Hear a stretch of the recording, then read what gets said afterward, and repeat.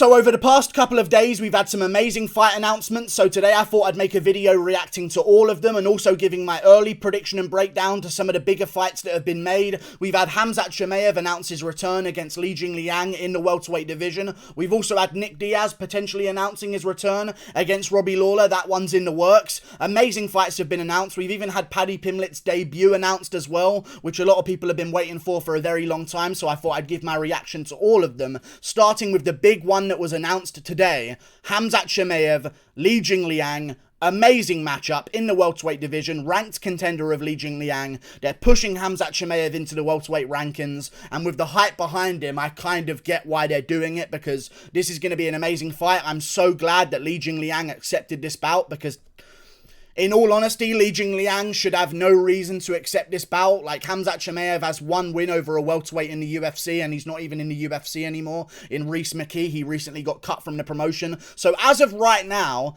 Khamzat Chimaev, I believe, doesn't have a single win over anyone on the welterweight roster of the UFC. So for Li Jingliang to take this bout, credit to him, because he really doesn't have to, and he's done it anyway. Very risky bout for Li Jingliang. I might end up going with Khamzat Chimaev here. I feel like it's going to end up a firefight early, but I think Khamzat Chimaev's grappling is going to be able to do some work to Li Jingliang. He's a big welterweight, don't get me wrong, but Khamzat Chimaev, of course, from that Caucasus area, Chechnya, Dagestan, you're going to be bigger than all of your opponents in the cage. Khamzat Chimaev, way bigger than Li Jingliang. I think he'll have the advantage in the grappling situation and be able to maybe take this to the ground and work Li Jingliang there. We've seen opponents do that before. I remember Jake Matthews had success getting Li Jingliang to the ground, and I reckon Khamzat Chimaev is, if not equal, better than Jake Matthews grappling, in all honesty. Li Jingliang, Khamzat Chimaev, amazing bout. One thing I'm really interested by is how does Khamzat Chimaev deal with a guy who has good firepower, fire him back in that first round, because if Chimaev thinks he's going to go out there and destroy Li Jingliang in the first round, I don't think that's going to happen, because Li Jingliang has got dynamite in his hands, and his last win against Santiago Ponzinibbio by first round KO just got made to look even better, because Santiago Ponzinibbio bounced back against Miguel Beza more recently, so that makes it seem like at least Li Jingliang didn't just beat some old guy who hasn't got it anymore and doesn't deserve to be in there. Like, Li Jingliang's win got validified against Ponzinibbio by Ponzinibbio returning and beating a big guy and a great guy in Miguel Beza in that welterweight division. Khamzat Chimaev, looking forward to this one. We've been waiting for his jump up for a very long time.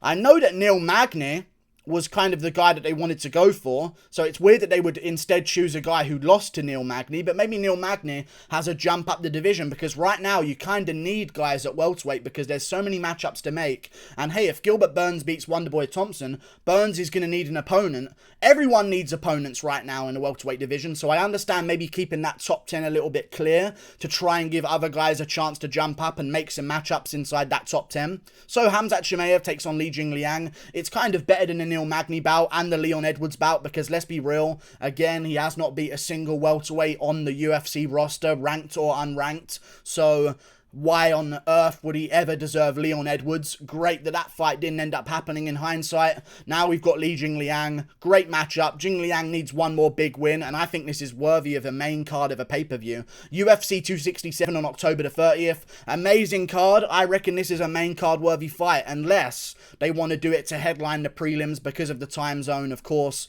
these two guys from a different part of the world, very close to each other, in all honesty, compared to America, that is. Of course, they're not that close, but still. Same side of the world, I think we can all agree. And I think it'll be a great fight to add to maybe the main card of the pay-per-view. In October, this is the Jan Blachowicz versus Glover Teixeira card. I'm glad they've got a good camp. Let's get this one going. Amazing bout between Chimaev and Li Jingliang. Winner of this one definitely going to want to jump up those rankings. And maybe the winner of this one earns a bout with Neil Magny, or earns a bout with the loser of Burns versus Wonderboy Thompson. Like, this is really going to jump these guys up the division. Big fight, big stakes. Moving on to another fight that's been announced recently, or announced as in the works. Robbie Lawler versus Nick Diaz. The rematch. So I should say Nick Diaz's name first, in all honesty, because remember, he won that fight so long ago. Amazing bout. Apparently this is the co-main event of UFC 266, and I'll get into that in a second, but this is an amazing bout. I was worried for a second, and I heard Chael Sonnen talking about this. What about Khamzat Chimaev for Nick Diaz? Shut the fuck up.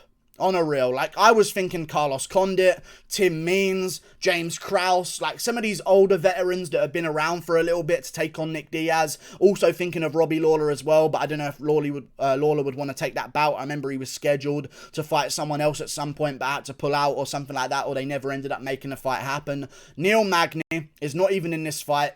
Nick Diaz, Robbie Lawler, amazing matchup. Rematch, many, many years in the making. Of course, Nick Diaz got a KO the last time. Everyone knows about that fight because of the way Joe Rogan spoke about it on YouTube, about how he was going Stockton motherfucker and talking to him the whole time before getting the KO. You can see the clip on YouTube somewhere, I'm sure. Nick Diaz, Robbie Lawler, amazing matchup. Perfect for Nick Diaz. And also, winnable. At this point in Robbie Lawler's career, I don't know if anyone watched his last fight against Neil Magny, which is why I actually accidentally said his name just now. If anyone's watched that fight between Robbie Lawler and Neil Magny, he just didn't even fucking bother. Straight up. So if I was Nick Diaz and I saw that last performance of Robbie Lawler, I would be looking to him to try and get myself ranked number 15 in the welterweight division. Of course, recently, Robbie Lawler was removed from the rankings for being a little bit too inactive and also losing a lot in a row, which is obviously going to do that. Amazing matchup. Really looking forward to it. Robbie Lawler, actually, if he goes out there and swings heavy early and tries to get the KO on Nick Diaz and Diaz's chin holds up, I could very easily see Nick Diaz getting this one done. Maybe it's a 5-rounder, which is why they've put it as a co-main event, but let's talk about the fact that it's a co-main event. I like Nick Diaz. I like the Diaz brothers. I like them very much. This is not a fucking co-main event of a pay-per-view. We need to figure something out in September. This is not a co-main event of a pay-per-view, okay? Because the main event is Alexander Volkanovski versus Brian Ortega.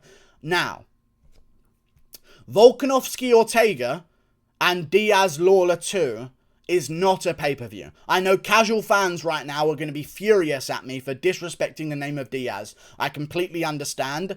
To me, anticipation-wise, I need stuff on the line on pay-per-views. I need championship belts. I need title elimination bouts. I need top contenders squaring off. I think this would be great to open up the main card of a pay-per-view, or maybe go in that feature fight position and have a different co-main event with another belt on the line or something like that. This is an amazing bout, don't get me wrong. But what I would do is this.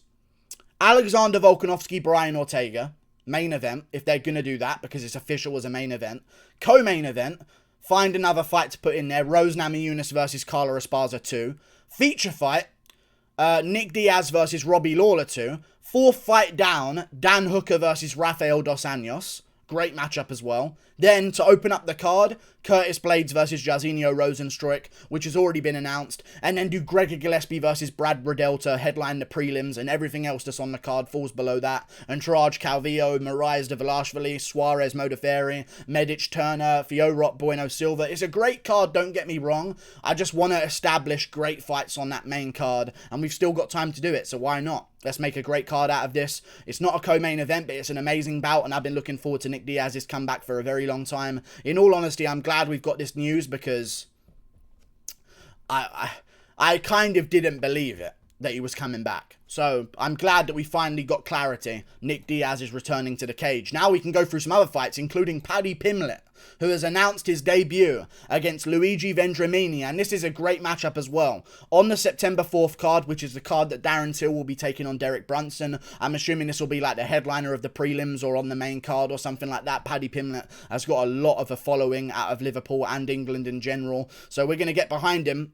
He's an amazing fighter, good talent, really good talent. He had some trouble earlier on in his regional career, lost to Soren back, but he had a broken hand, had another fight where he was injured going into it, and he had another close decision loss on his record as well. He took his time. He said, I'm not quite ready for the UFC. I should be destroying these guys. Took some time, recovered, rebuilt himself, came back around a couple of years later after a couple more wins as well, dominantly, and recently finished his last opponent in the first round with absolute ease. Really looking forward to this debut. Luigi Vendramini is a good test. I was thinking, though, the way that they delayed announcing his debut, I thought, what, they're going to do him versus Sadiq Youssef straight away or something like that? Like, the way they were announcing his debut was like, oh my god, he's going to jump straight to the top of the division. But no, they've given him Luigi Vendramini, guy coming off a loss to For Siam not too long ago. He lost a majority decision. Some people thought he got a 10-8 in the third round, but he actually just knocked the guy off balance rather than get an official knockdown, so they didn't give it a 10-8 round.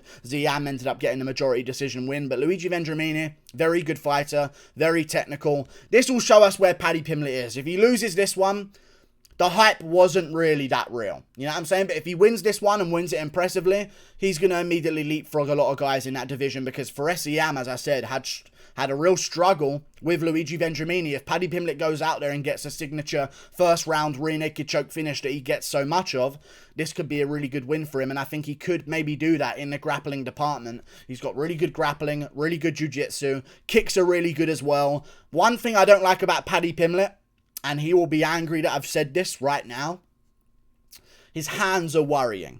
Luigi Vendramini doesn't have the cleanest boxing in the world, but he does swing hard and does go for KOs with his punches. And Paddy Pimblett's hands, in my opinion, are the worst aspect of his game, so maybe he could get caught out in the boxing situation. We'll see how it goes. Amazing debut on the Till card, so you got the Scousers representing, and all of the other UK talents going to be on that card as well, I'm assuming. Tom Aspinall should be on that card, bunch of other guys from the UK. Either way, great matchup, Vendramini, Paddy Pimblett, looking forward to it. Moving on to another fight that's been announced, and let's just skim through these. Amanda Ribas versus Verna Jandiroba, announced a couple of days ago. Great scrap. I'm actually kind of doubting Amanda Ribas, because she seems like she's got a little bit of a glass jaw, and having a glass jaw in the lowest division possible inside the UFC is extremely worrying, so I don't mind Kelvin Gastelum's chances of getting this one done. However, great matchup, looking forward to it. I feel like I might go with Verna Jandiroba as an underdog, because I feel like Ribas, although she's very technically good, may not have the toughness necessary that a woman born with a retarded eye does. Moving on to another fight that's been announced. Andrei Arlovski versus Carlos Felipe. Credit to Arlovski, and I might pick him here as well, and I reckon he might be an underdog, because people disrespect Andrei Arlovski, and I credit him because he goes out there and takes on nothing but good contenders every single couple of months. I feel like he's the most active heavyweight out there right now, which is crazy to say, because he's had his wars in his career and you'd think he'd be out of it by now, but no, Andrei Arlovski's still going strong. I believe he won his last fight as well, if I'm not mistaken. Turned around quickly after the Tom Aspinall fight.